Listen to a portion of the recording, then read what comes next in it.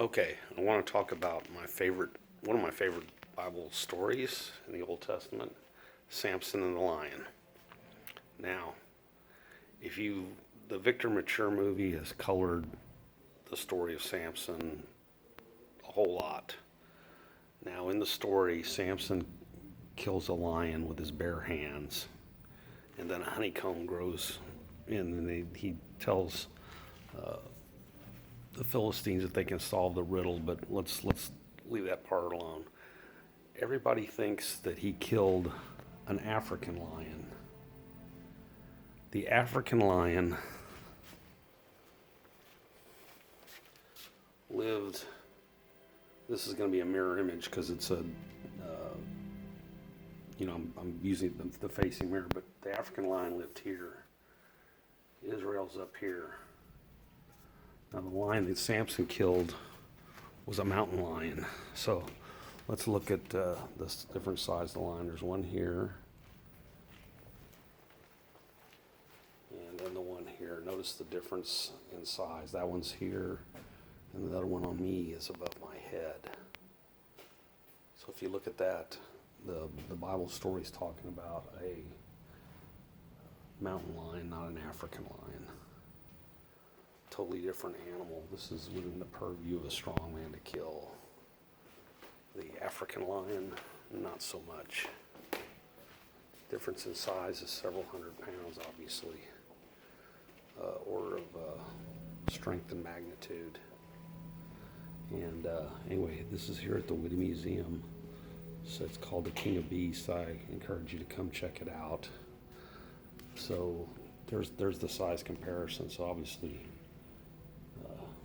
at least twice as big for the African lion as compared to the mountain lion. So I also encourage you to read get a copy of the 1611 King James edition of the Bible. And here's a good size comparison so you can see even at far away that line's bigger, even with the perspective. So the 1611 King James edition of the Bible has about a 20-page preface. The King James Bible was the King James assembled the 200 best linguists, interpreters, and theologians to do that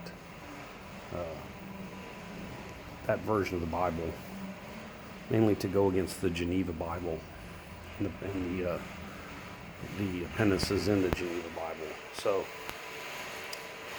that was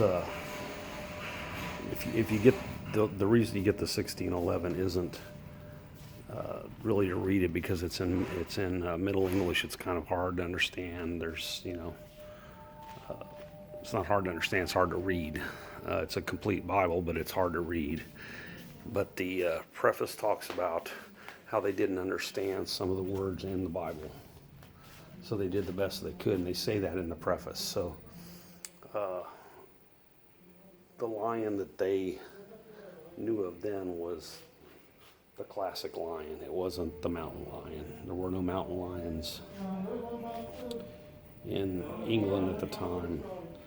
They knew about the African lion because of classic literature and the Romans and paintings and whatnot.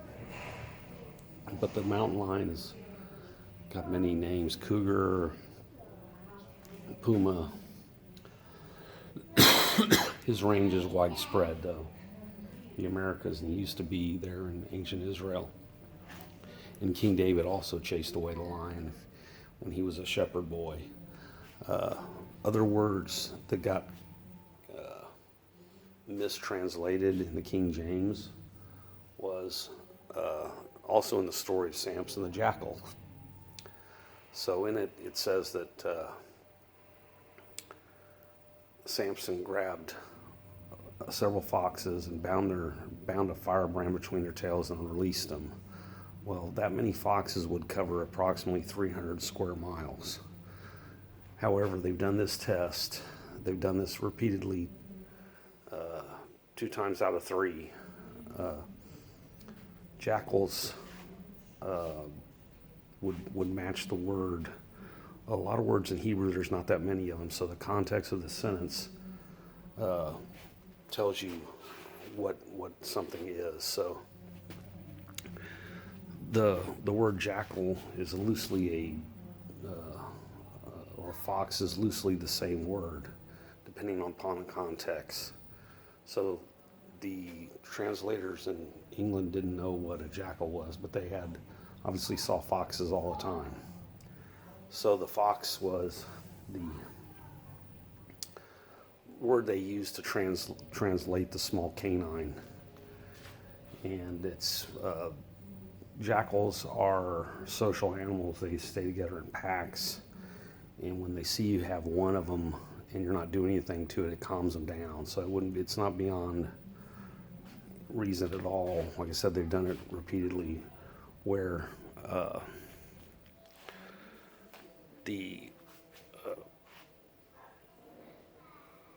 can catch jackals, large amounts of them. So anyway, God's word is true, and don't believe the hype. Like, share, and subscribe, please.